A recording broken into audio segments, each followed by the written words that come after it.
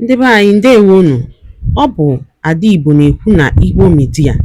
N'Igbo Media, anyị na-ewetara unu ọtụtụ ozi gbasara ihe na-emegasị na Biafra Land, n'ala Igbo na mba ndị ọzọ. N'ụbọchị nke taata, o nwere ihe bịara n'iru akwụkwọ anyị nke anyị ga-agụpụtara unu n'ụbọchị taa.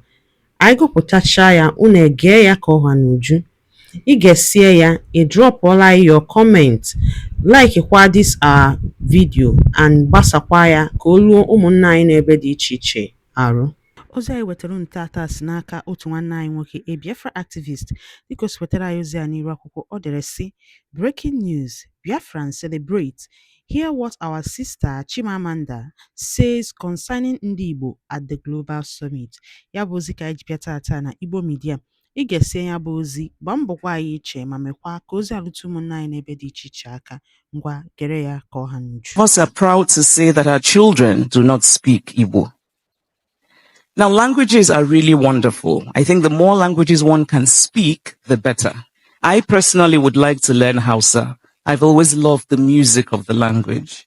But the truth is that children can learn as many languages as we expose them to.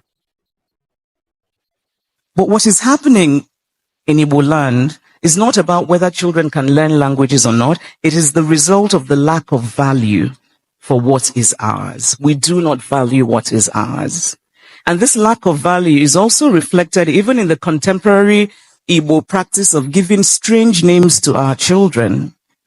Names we like, not because of their beautiful or deep meanings, but because they can be easily shortened to sound Western. Kasi, Zara, Jida. Unana Zaeli afane nwere synod.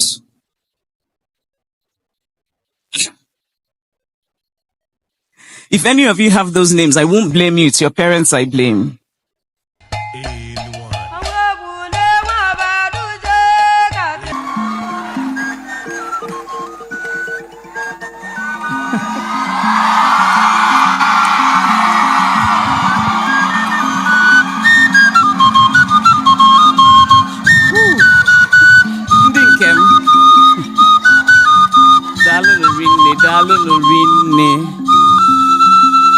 Rinne angolu julu ma afọ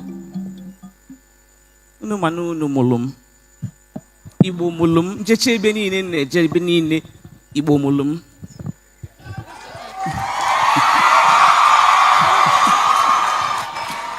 Thank you so much for being here. Thank you so much. This is tough. Okay.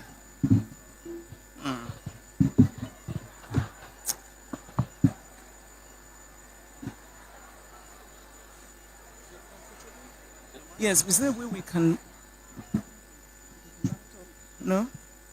Okay. Okay, that's fine. Okay.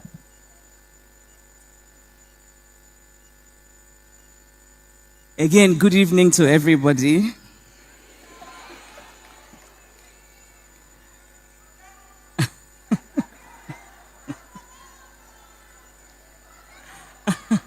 Ndinkem. Ekenekwa munu. Ekenekwa mundinkem. Dalunu rinne.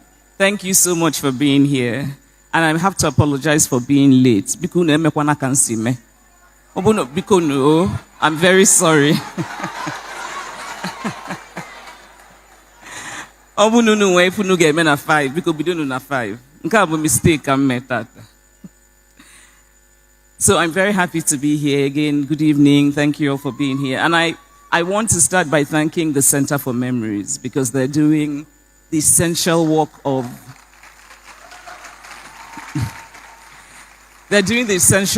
preserving our collective memories.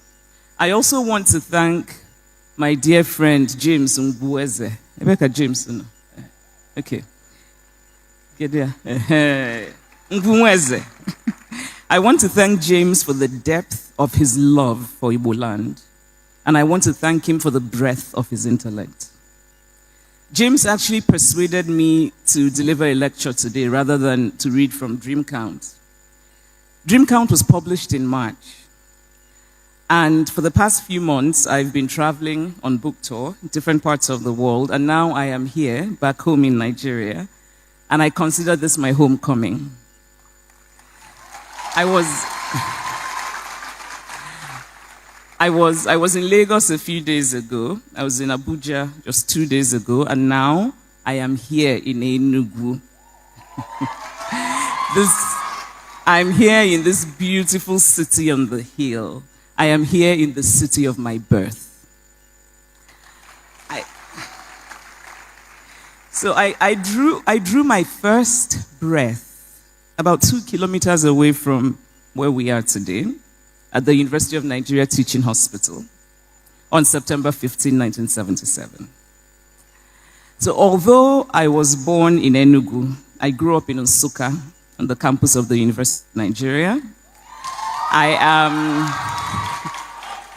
am from Aba in Njikoka, local government area of Anambra State. My mother is from Umunachi in Dunukofia, local government area of Anambra State. All are my homes. But more importantly, and I think more significantly, I consider all of Igbo land to be my home.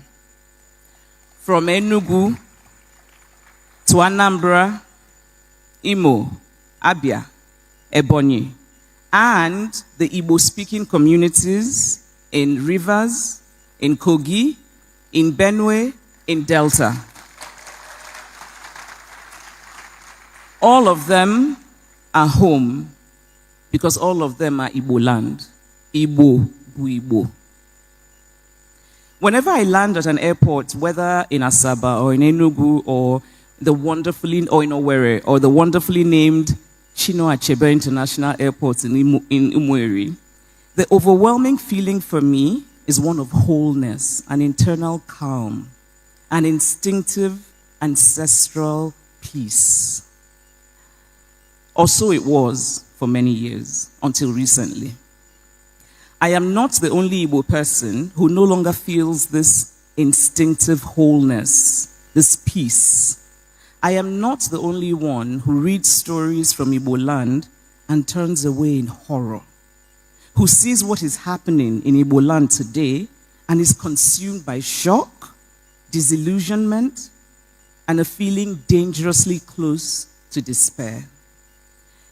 In Igbo culture, nothing is more sacred than life. In Igbo culture, a sibling must never take the life of another sibling. That is what we mean when we call a child Nduka, Ndubisi, Ndude. The preservation of life is sacrosanct. Things Fall Apart demonstrates this central Igbo belief in the sacredness of life. Okonkwo accidentally murders a member of his community. It is truly an accident. His gun goes off during a feast, and yet his community punishes him severely. His home is destroyed and burnt, and he's banished for years. And this was an accident.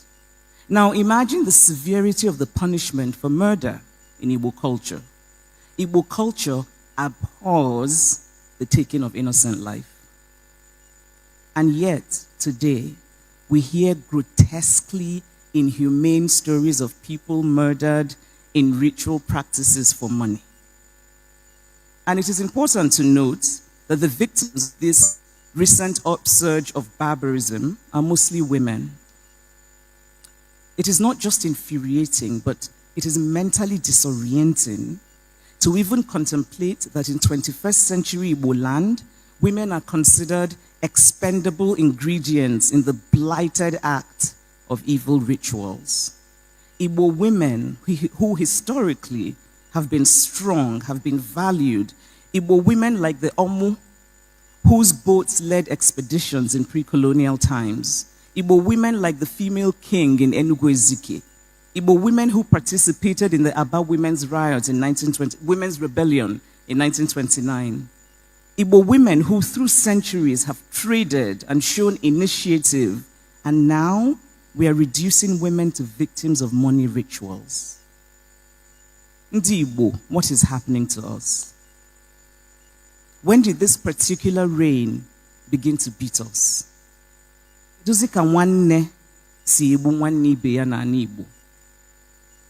When we hear of Igbo people randomly murdering other Igbo people, the instinct is disbelief.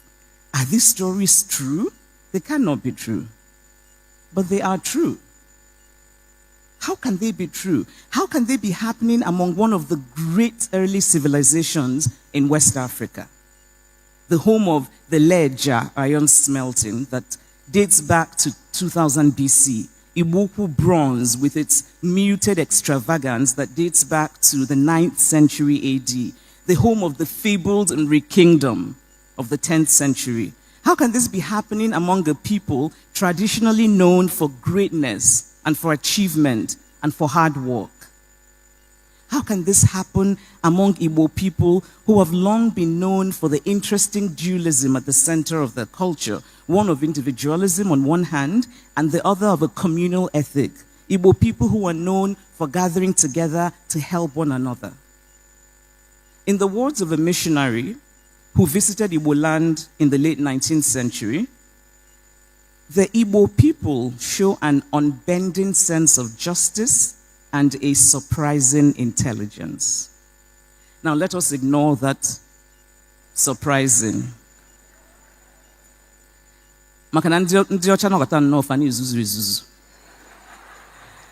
But the larger point is that Igbo people have long been known for greatness. And yet today, Igbo land is in disarray. Today, we are overseeing our own decline. There are, of course, the smaller desecrations that we have wrought on ourselves in the past 30, 40 years, one of which concerns the Igbo language. We do not have a thriving Igbo literature. We cannot seem to reach a consensus on a classical form of written Igbo. And many of us are proud to say that our children do not speak Igbo. Now, languages are really wonderful. I think the more languages one can speak, the better. I personally would like to learn Hausa. I've always loved the music of the language. But the truth is that children can learn as many languages as we expose them to. But what is happening in Igbo land is not about whether children can learn languages or not. It is the result of the lack of value for what is ours. We do not value what is ours. And this lack of value is also reflected even in the contemporary Igbo practice of giving strange names to our children. Names we like, not because of their beautiful or deep meanings, but because they can be easily shortened to sound Western. Kasi, Zara, Jida. Unana Zaelia Fanenweri Synod.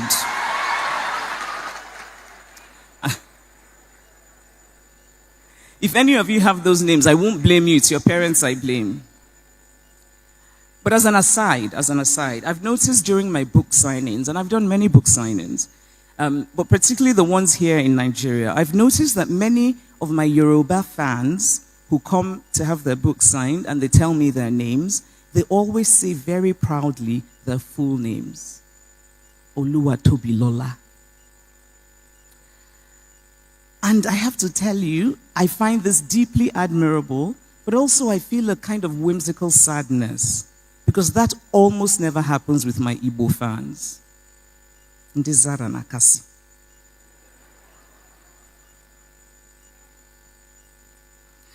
Somebody once said to me when I was talking about how important it was for us to conserve our language,